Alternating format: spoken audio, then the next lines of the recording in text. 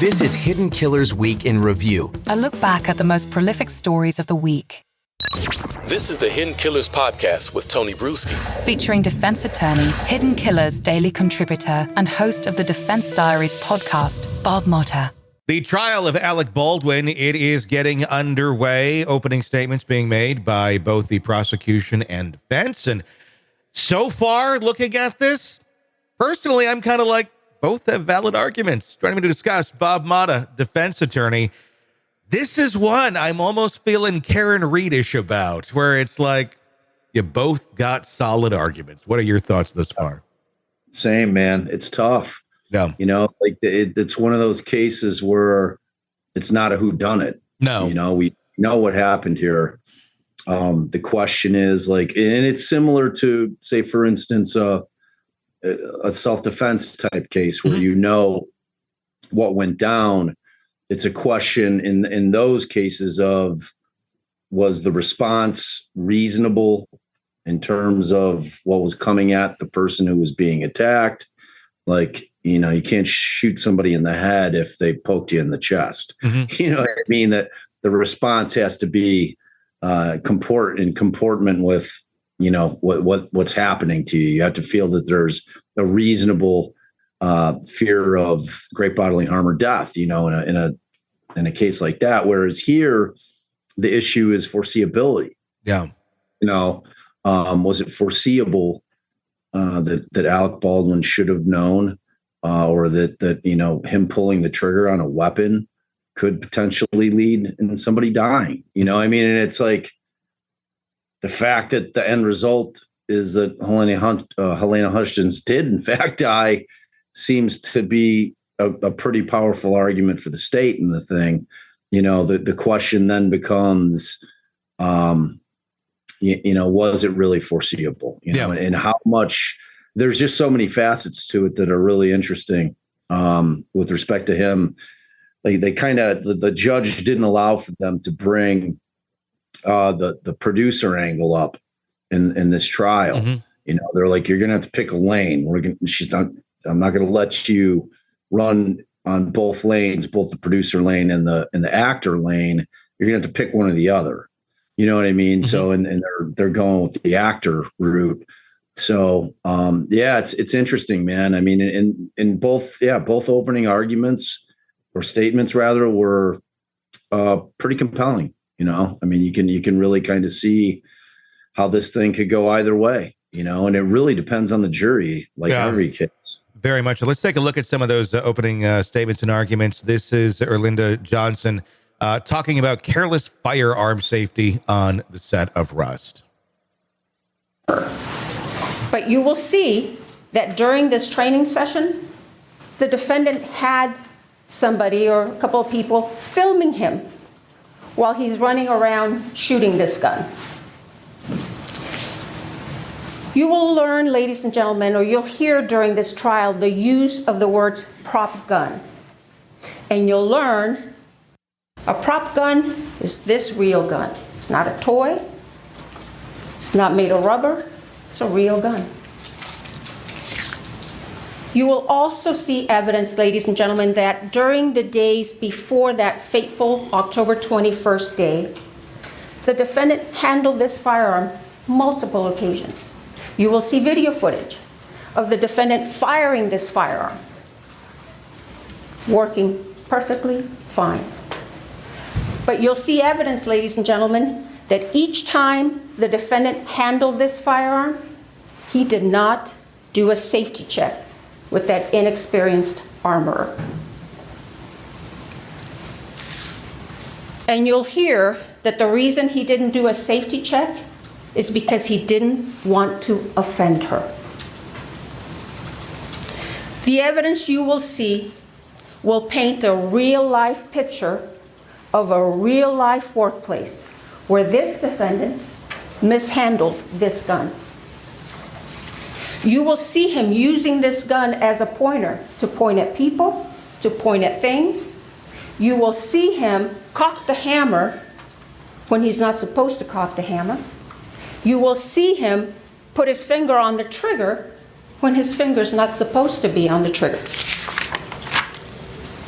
You will hear about numerous breaches of firearm safety with this defendant and this use of this firearm.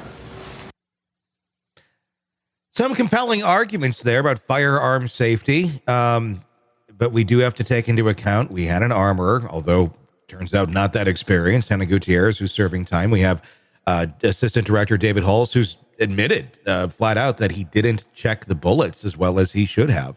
And then it gets to Alec Baldwin. And I guess that would have been the third check, the final, check, if you will, in ensuring that it was a safe thing to use. But I think something that also needs to be understood here, it's not as simple as they're laying it out. We have blanks and we have dummy bullets, and they're two different things. Right. Dummy rounds, they look like real bullets. It's very hard to tell the difference. They look, they feel, but they're dummy. They don't go bang when you pull the trigger. They're just there. They're just objects. Right. If you have a blank, that goes bang. And that's a little different, but they look significantly different. So from an actor standpoint too, you're sitting there on the set, you're ready to do this. It'd be extremely hard to tell the difference between, even if he did check it, what is a live round and not. Yeah, no question. And I think that the difference between the dummies and the blanks is that with the blanks, they have gunpowder, but they remove the projectile at the top of the round, and then they crimp it. Yep. So it makes the sound, but nothing fires. Yep. Like the projectile, which is at the tip of a round, that's what gets fired out when you're hearing that bang, typically, so yeah, that's the thing with this case is it's like, and on top of that, like Dave Halls, who was the first assistant AD, that's literally one of his primary roles is to make sure, like, he's the one who was yelling cold gun. Yeah. Like he yelled it multiple times, cold gun on set, cold gun. When the actors hear that, and cold gun means it's safe. That there's no live ammo in it. It's safe to use. So you've got like these levels of the armor, and then the first AD who's yelling cold gun. So then like this thing's going to boil down to with this jury. And it was interesting in our chat on our YouTube channel, because we're covering the trial, was, you have people that are serious gun enthusiasts or gun owners, and they take gun safety very, very seriously, and they don't care about this distinction that this was a movie, this was make believe, that none of this is real, that the rules of the real world don't apply to a movie set because all of it's make believe, you know what I mean? Which I'm sure when we play the clip of their opening, I don't know if you're going to play that portion of it, but it was kind of like the theme, so you've got this situation where, I don't know if Baldwin would have been able to tell the difference between the dummies and real rounds. I certainly wouldn't. Well, the dummies are designed to look real. So when you you would have a close up of the gun, it looks real. If you had the blanks, if someone knew what they were looking at, they could tell. So if you're the actor and you're being told this is a cold gun, and you got what looks like dummies in there, you're going to assume they are dummies in there, I would think. And I guess how would he have checked, to truly know when they look that identical? Because sometimes you would really have to okay, let's get a magnifying glass out and really look at this. That just doesn't seem like a realistic argument to be made, especially for a guy who's handled hundreds of guns on sets before. Nothing like this has ever occurred with him. I don't know if that's sloppy or not that he didn't check it, or just that's how it works or has worked in the past.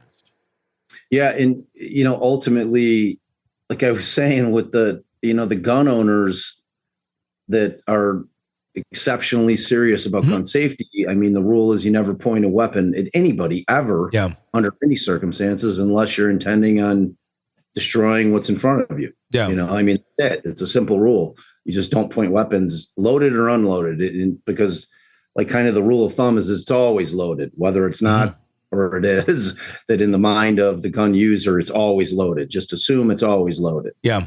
That's the default position. So, again, but we're not in the real world exactly. Yeah. I mean, and the fact of the matter is that there never should have been a live round introduced onto this set. Yeah. And it's like, to me personally, I think it's a civil liability thing. Yeah. As to Baldwin, I don't think that it's a criminal liability, because again, it's the foreseeability for the involuntary manslaughter charge. Was it foreseeable, with due circumspection that this was going to happen if he pulled the trigger? Now, again, we have to introduce the fact that Baldwin in one statement said he didn't pull the trigger, that he cocked the hammer, and the gun discharged, and that wasn't, that wasn't something that he had actually done. So it's a tough case, man. And like the chilling effect on the movie industry is going to be something else as well. I mean, like the last thing I remember anything like this happening was with the Brandon Lee and the Crow decades ago. Yeah. We were kids. That was like the last thing that I remember of like something of this nature taking place on the set. Because, we watch a lot of movies and they're using guns are in a lot of them. Yeah. And that's just how movies are made. The idea, you don't point a gun at something unless you want to destroy it. I get it. In the real world, that's not how movies are made. You couldn't make most movies involving guns at all if we're going to follow that rule. That's why you have dummies. That's why you have blanks and things of that nature. We still don't know who exactly introduced this into the set. That, I think, is the ultimate question, who would really be held accountable if they could ever figure that out. I doubt they ever will, but that's a big thing. Want to listen ad-free? Want advanced access to all of our interviews before anyone else? Become a True Crime Today Premium Plus subscriber on Apple Podcasts. You get every episode commercial-free, so you can binge on true crime until you can binge no more. Search True Crime Today Premium Plus on Apple Podcasts now, or go to our podcast page and sign up now. More of the Hidden Killers podcast next.